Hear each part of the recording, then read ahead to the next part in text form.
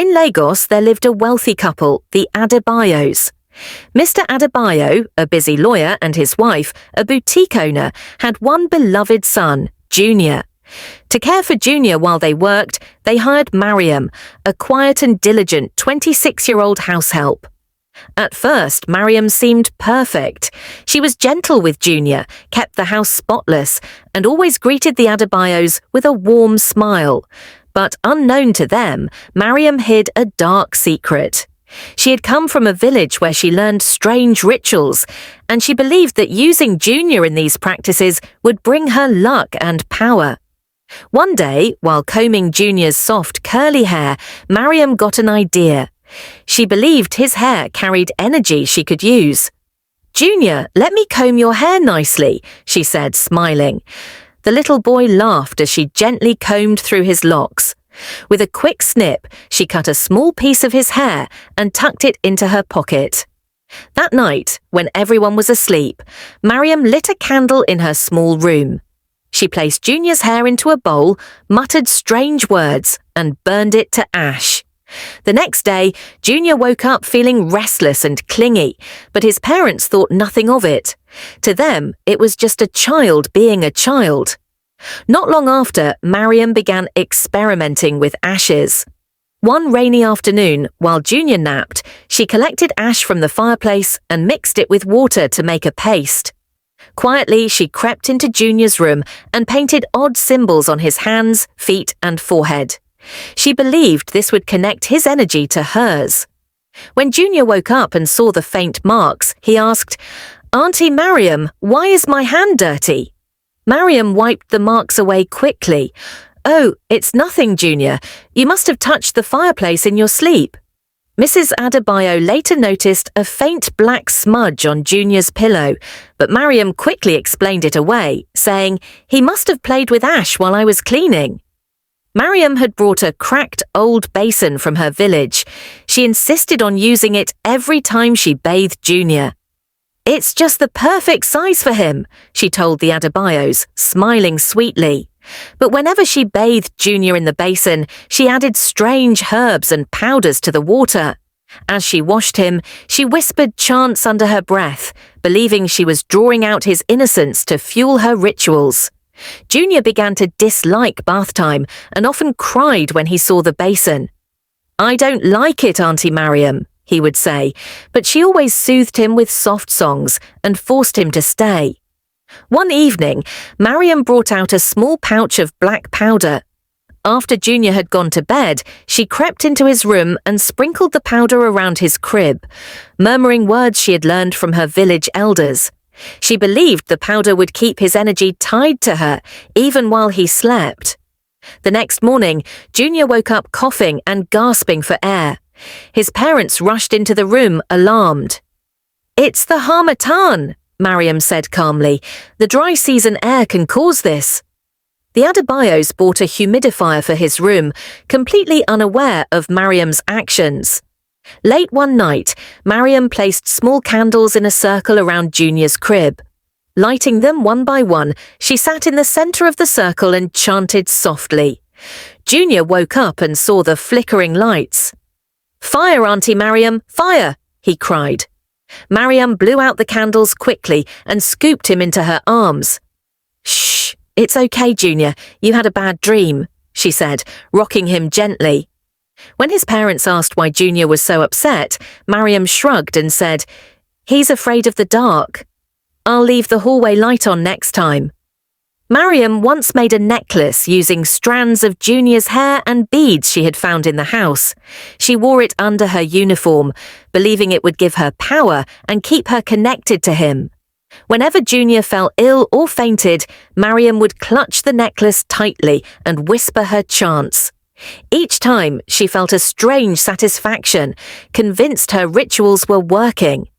One of Mariam's most dangerous acts involved Junior's food. One afternoon, she sprinkled a mysterious powder into his porridge. She believed it would make him completely under her control. That evening, Junior developed a high fever and began crying uncontrollably. His parents rushed him to the hospital, but the doctors couldn't find anything wrong. "It must be teething," Mariam suggested when they returned. Children often get fevers when they're teething. The Adebayos trusted her, unaware of the danger their son was in. 2 years, Mariam abruptly announced she was leaving. She claimed her grandmother was sick and needed her care. The Adebayos thanked her for her service and gave her a generous farewell gift. They had no idea what she had done to their son, but after Mariam left, Junior's health began to worsen. He fainted frequently, developed strange rashes, and often cried in his sleep. His parents were left wondering what had gone wrong. After Mariam left, life in the Adebayo household became increasingly difficult. Junior's strange health issues persisted, leaving his parents confused and desperate for answers. The fainting spells grew more frequent, sometimes lasting for hours, and he began speaking in his sleep, muttering words the Adebayos couldn't understand. One night, Junior screamed so loudly that both parents bolted out of bed. They found him sitting upright, his tiny body trembling. "Mummy! Snake, it's coming for me!" he cried, clutching his blanket tightly. "There's no snake, Junior," Mr. Adebayo said, trying to calm him down. "It's just a bad dream." But as Mrs. Adebayo held her son, she noticed a faint bruise on his wrist, shaped like a bite mark. She dismissed it as something he might have gotten while playing, but the worry in her heart grew. One day, while cleaning Junior's room, Mrs. Adebayo found a strange necklace hidden under his mattress. It was made of beads and what looked like strands of his hair. "Junior, where did this come from?" she asked, holding it up. "I don't know, Mummy. Maybe Auntie Mariam left it," he replied innocently. Mrs. Adebayo felt a chill run down her spine, but didn't want to alarm her son. She threw the necklace away, thinking it was just an odd keepsake Mariam had forgotten. A few weeks later, Junior developed a fever so high that he was rushed to the hospital. Doctors ran every test they could think of but found nothing wrong. "It's like his body is fighting something we can't see," the pediatrician said, shaking his head. As the Adebayos sat by Junior's hospital bed, Mr. Adebayo tried to reassure his wife. "He's going to be okay. Maybe it's just stress." But deep down, they both knew something wasn't right. One evening, a neighbor, Mama Chigozie, came to visit. She was an older woman known for her wisdom and traditional knowledge. "I heard Junior has been unwell," she began gently. "Do you mind if I take a look at him?" Though skeptical, the Adebayos allowed her into Junior's room. She examined him and then asked, "Did you notice anything strange while your house help was here?" Mr. and Mrs. Adebayo exchanged worried glances. "No," they said in unison. Mama Chigozie sighed. "Sometimes people bring bad energy into a home. You must pray and protect your child." Her words unsettled the Adebayos, but they didn't fully understand what she meant. While organizing Mariam's old room, Mrs. Adebayo found a small notebook tucked away in the corner of a drawer. Curious, she opened it and began to read. The pages were filled with strange symbols and notes about rituals. Some entries mentioned Junior by name. "Collected hair today, used it for the binding ritual. Powder added to food. He cried but ate most of it. Marked him with ash tonight. The connection feels stronger." Horrified, she dropped the notebook and ran to her husband. "Look at this," she exclaimed, her hands shaking. Mr. Adebayo read through the diary, his face darkening with every page. "We need to do something," he said firmly. The Adebayos sought help from a trusted pastor who came to their home with a team of prayer warriors. They prayed over Junior, the house, and every corner Mariam had touched. During the prayers, Junior began to thrash and scream, his small body writhing on the bed. "Leave me alone," he shouted in a voice that didn't sound like his own. The pastor continued, undeterred. "Every evil spirit must leave this child." After hours of intense prayer, Junior finally calmed down and fell into a deep sleep. Though the rituals brought some peace, the Adebayos knew this was only the beginning. Junior's health improved slightly, but he still had episodes of fainting and unexplained fevers. They realized they needed to dig deeper to uncover the full extent of what Mariam had done. Weeks passed, and the Adebayo household began to regain some semblance of normalcy. Junior's nightmares became less frequent, and he even started playing again. However, the lingering effects of Mariam's rituals were far from over. One afternoon, as Mrs. Adebayo cleaned Junior's room, she found a stack of papers filled with drawings. At first they seemed innocent, stick figures of a family, but then she noticed something odd. Every drawing had a shadowy figure standing behind Junior, and in many the figure had snake-like features. One particularly chilling drawing showed the shadow with its hand over Junior's head while he lay in bed. "Junior, what is this?" she asked, holding up the papers. "It's Auntie Mariam's friend," he said casually. Mrs. Adebayo's blood ran cold. "What do you mean, her friend?" "She told me he was always watching me," Junior replied, picking up another crayon. "But he said he won't hurt me as long as I stay quiet." One day, Mr. Adebayo stumbled upon a locked box that Mariam had left behind in the storage room.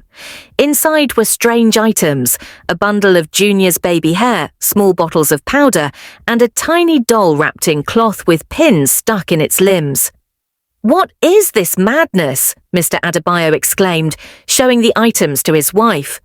Tears welled up in her eyes as she held the doll. "She used these things on him. She was hurting our baby under our own roof." That night, as the Adebayos discussed what to do next, they heard a low, rhythmic chant coming from Junior's room. They rushed in and found him sitting upright on his bed, eyes half closed, mumbling words in a language they didn't understand. "Junior, wake up!" Mrs. Adebayo shouted, shaking him.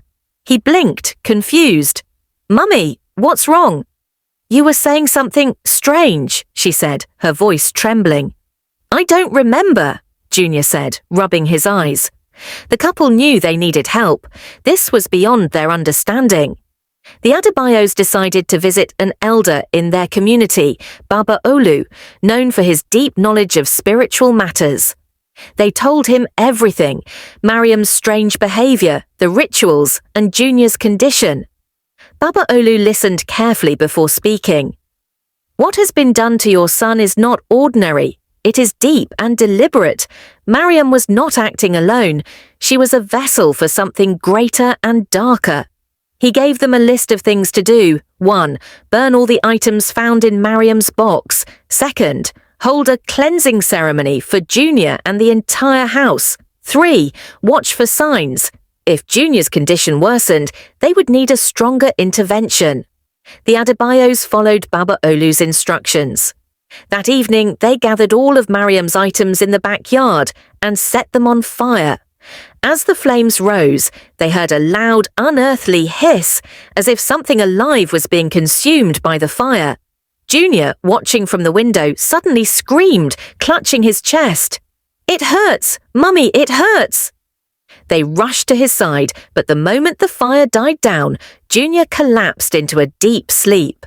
After the burning, Junior seemed better for a while. He laughed more, his appetite returned, and the family began to hope that the worst was behind them. But late one night, Junior woke up screaming again. "She's back!" he cried, pointing to the corner of the room. The Adebayos saw nothing, but they couldn't ignore Junior's terror. It was clear that whatever Mariam had started wasn't finished.